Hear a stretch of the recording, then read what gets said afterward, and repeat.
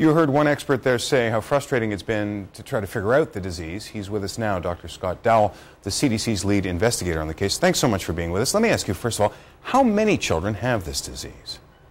We don't know. We have a sense that there are at least hundreds, if not thousands, in northern Uganda. And we have a team now in southern Sudan also investigating a cluster of disease, and there may be hundreds more there. So this is literally a speck on the map of diseases across Africa. This is a very small, remote, mysterious thing. You said that for the most part it's striking children between the ages of 5 and 15. I'm just curious about what happens to these kids as they age out of adolescence. I mean, what happens to them? Do they even live into adulthood? Yeah, we don't know. The earliest cases in northern Uganda started in about 2003, so we don't have a long history with this disease to know what's going to happen. It seems clear to me that with the malnutrition and the seizures that these kids will have a shortened lifespan. So, not to exaggerate, this is one of the newest and most mysterious diseases on the planet. How do you begin trying to treat the youngsters, but also figure out how to stop the disease? Yeah, you can imagine the families, their first question is, can you make them better? And so treatment with anti-seizure medicines helps a little bit, but we're not going to control this thing until we figure out what causes it, and that's why we've been back repeatedly. It is frustrating not to have an answer. Because we're talking about 3 different countries. Most youngsters in these countries don't get the disease. So clearly there's something that separates the ones who do from the ones who don't, and we heard talk about a parasite. Is that possibly the crucial link? We found a clear association with the parasite that causes onchocerciasis.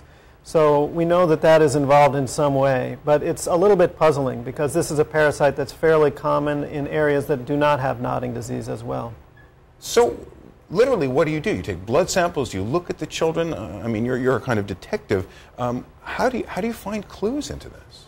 Some of these things take a long time to get to the bottom of, and we've been back twice. We have a team there now the 3rd time. Sometimes you get an aha moment and figure out what the cause is, but other times you just have to keep going back. I think we're making progress. We now know the pathophysiology, but as we get more information about kids with this disease in other geographic areas, we hope we're getting closer to the answer. Now, sometimes very small diseases flame up and then just burn themselves out. Is there any prospect that this will go away as mysteriously as it arrived?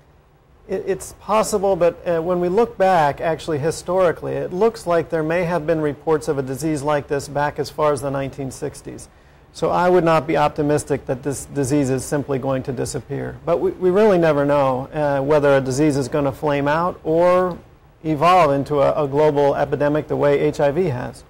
And what is going through the minds of these children? They know they have something strange, they know they can't function like other children, but when we looked at the images of these youngsters, they looked dazed, they looked like they were suffering in a way they just didn't understand. Yeah, it's very sad. These are kids who were normal up until the age of 5 and 6 and 7. Their parents describe them attending school, making progress, and then the nodding starts and the seizures take over, and these kids just go downhill. First they can't go to school, then they can't eat properly, then they get malnourished. It's just a frustrating downhill slide for these kids.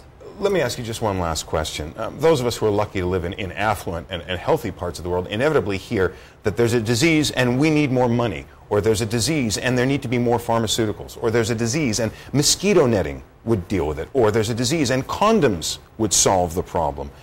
Is there anything anyone outside can do to try and help? Oh, absolutely there are things that people can do to help. One, we have to help these people by investigating and finding the cause.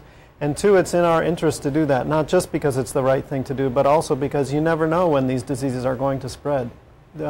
Infectious diseases these days, they don't know borders, and they continue to spread across borders. So it's in our interest to do that. Scott Dowell, the Center for Disease Control's lead investigator into nodding disease, thank you so much for joining us.